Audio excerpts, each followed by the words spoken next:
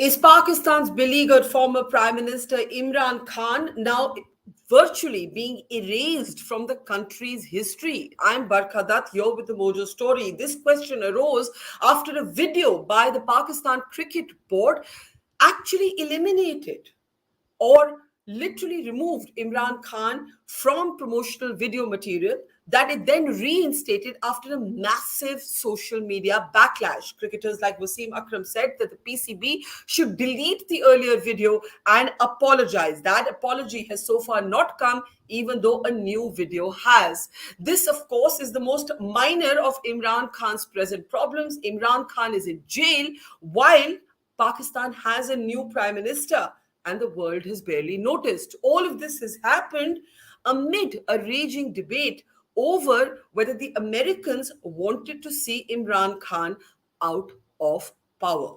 To talk about what's unfolding in Pakistan, what's going down, what's up ahead, and how Mr. Khan is doing, we're joined by one of his most vocal supporters, Dr. Salman Ahmad, joins us. He's, of course, a musician. We know him from his band Junoon, but he's also a PTI supporter. And as I said, a vociferous Imran Khan supporter, unlike many of Mr. Khan's supporters who actually deserted him in his moment of crisis. Salman has continued to remain loyal to Imran Khan. Thank you, Salman, for your time. Let's start by asking you to tell us, how is Imran Khan? Do you have any idea? Is there any access to him? What is your information? Go ahead. Thank you, Barkha, for inviting me. Yes, Chairman Imran Khan is in a 9/11 death cell at the Attak jail. He has been denied food and water from his own family home, which is the case for former prime ministers. They have the access to doctor, spouse, family, and lawyers. Basic due process is being denied to him. Today is the 12th day of his incarceration, and we are very fearful. I'm very fearful that he could be poisoned either through the water or the food that's being given to him. And no doctor has seen him in 12 days to verify what his medical condition is. He is a very strong man, but at 70, anybody who's strong still requires the basic decency of a former prime minister, that he should be not in a C-class cell. He should be given B or A-class facilities. You called it a death cell, right? You said Imran Khan is in a death cell. What do you mean? Well, because this cell is where they put death row prisoners at the Attak jail. It is the high security prison. It seems as if they have captured a terrorist, not the most popular political leader, and perhaps the most popular Pakistani since Quaid-e-Azam Muhammad Ali Jinnah in 76 years. He has 75% plus popularity in the polls, and it seems as if this fascist state is gravely petrified of the popularity of Imran Khan, and they want to send a message to the people that this is what we can do to a popularly democratically elected Pakistani leader. So it's through his incarceration they're giving a message to the people at large in the country. You said that you are scared that he may be poisoned, right?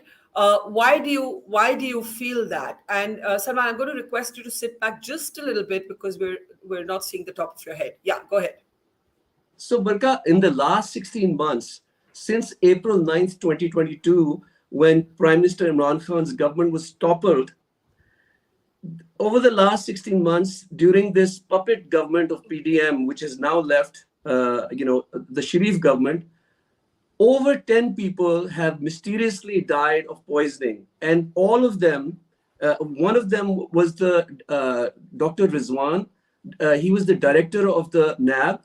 He was investigating the crimes of the Sharif family. The ex-Prime Minister Shehbaz Sharif, he died mysteriously of a heart attack.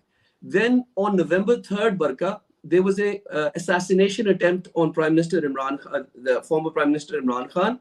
And one of the investigating officers, the DPO Amir in Wazirabad, who was investigating assassination attempt mysteriously dies of a heart attack. And similarly, there's 8 other people who have died of mysterious heart attacks in the last 16 months. So what experts have said is that you can today put any sort of chemical in water or in the food, and it seems as if a person has died naturally of a heart attack, but actually they're being poisoned. Okay, that's a serious allegation, and of course, for the sake of due process, we certainly hope that your fears are unfounded for the sake of Mr. Khan's own safety. Let me ask you the larger question. The raging debate, is of course that the Americans wanted Mr. Khan out of power. Now, analysts have argued that it is no secret that maybe the Americans didn't, like Mr. Khan. He built his political career for a long time also on his anti-Americanism. But before I ask you to respond to this, I'd just like to play out for you the official US State Department of the leaked diplomatic cable that referenced this point that I am making. Listen in. Yes, it's a report reported to be a Pakistani document. I can't speak to whether it is an actual Pakistani document or not. Just simply don't know. With respect to the comments that were reported, I'm not going to speak to private diplomatic exchanges, other than to say that even if those comments were accurate as reported, they in no way show the United States taking a position on who the leader of Pakistan ought to be. We expressed concern privately to the government of Pakistan, as we expressed concern publicly about the visit of then Prime Minister Khan to Moscow on the very day of Russia's invasion of Ukraine. We made that concern quite clear, but as the former Pakistani ambassador to the United States himself has stated, the allegations that the United States has interfered in internal decisions about the leadership of Pakistan are false. As we've stated, they're false. They've always been false, and they remain false. Okay, now it's confusing, right? And the confusing thing is this. The leaked diplomatic cable suggests that the Americans or some American officials don't like Imran Khan. All right. That doesn't actually mean, and that's what the spokesman is saying, that they got involved in trying to get him removed from office. Now he's facing, along with all his other legal charges, the allegation that a diplomatic cable, a cipher, went missing on his watch. So explain what's going on here. So, Barkha, I have to confess that there was no audio when you just showed the video. Okay, let me just recap for you. The U.S. State Department spokesperson effectively said that yes, this was a diplomatic cable, but the allegation or the suggestion that we would actually get involved in the internal affairs of another country is absolute rubbish. I'm paraphrasing him, but that's what he said. So, Barkha, first of all, I need to just correct you quickly. In the previous segment, you said that Imran Khan's anti-Americanism. Look, Imran Khan is not anti-America, anti-India, anti-Russia, anti-China. He is pro-Pakistan. His refrain has always been that I was elected to be a prime minister for 240 million Pakistanis. So my policy will be driven by their interest, not by any foreign interest. So he has been a critic. I will agree that he's been a critic of US foreign policy for a long time. He feels that fighting covert wars is basically, you're creating more extremism and more terrorism. And he's been saying this for the last 20 years, at the beginning of the war on terror. Now, to come to your question about this leaked cipher, the cipher, right, which was the secret cable, which Ambassador Asad Majid, his conversation with Donald Lu, the US Assistant Secretary of State for South Asia. Now, Imran Khan said this the first time in March of 2022. And he didn't leak the cipher. He just paraphrased what was said from a US diplomat to Pakistan's ambassador, Asad Majid. And everyone attacked Imran Khan for making this up, domestically in Pakistan as well, through the politicians and the state and the media, as well as abroad, that Imran Khan is just making up this fairy tale. Now, this Intercept story leaked by someone within Pakistan has leaked the cipher. The Intercept story by Ryan Grimm and Maz Hussain says exactly what Imran Khan has been saying since March 2022, Barka, that Donald Lu said to Asad Majid that if Prime Minister Imran Khan is not removed, there will be trouble for Pakistan. But if he is removed, things will get better. I'm just paraphrasing the cipher. So the fact is that no amount of denying the fact that America, you know, it was one can argue whether it was a conspiracy or an interference. Imran Khan has said this, that it was his own army chief, General Bajwa, way before this cipher came, who was actively intriguing with people in the United States, basically throwing his prime minister under the bus, saying to America that Imran Khan is anti-American. General Bajwa, the ex-army chief, said this to Americans, that Imran Khan is anti-American. And the other point about that cable, Barka, is that when Imran Khan went to Moscow to meet President Putin, that was a decision, first of all, that was scheduled from years before, that a Pakistani prime minister will go visit Russia.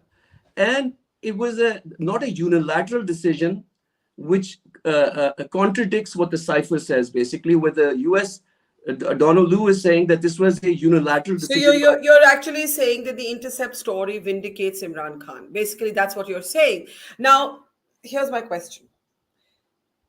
Along all of this, you have the PCB, the Pakistan Cricket Board, releasing a video that basically pretends Imran Khan doesn't exist. Did you see that video? And then now a new video that then brings back the images of Mr. Khan. What did you make of that? So, Barka, you would know very well Asadullah Khan Ghalib, Mirza Ghalib, the greatest Urdu poet. He said, "Hazaron khwahishein aisi ke har khwahish pe dam nikle."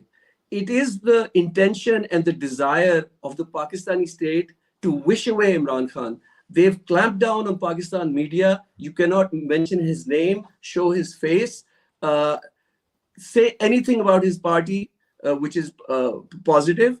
And the same state, fascist state, which is controlling the mainstream media in Pakistan, is now told the PCB to just erase Imran Khan from 50 years of Pakistani cricket. It's like if in India, if you take Sachin Tendulkar out of Indian cricket, or Sunil Gavaskar or Kapil Dev, that they never existed, and the 1983 Indian World Cup victory happened in spite of Sunil Gavaskar and Kapil Dev. It is so moronic and dystopian and comic if it wasn't so tragic. Yeah. Here's my question now in the end, Salman. What's going to happen now? Where Pakistan seems to be bracing for elections.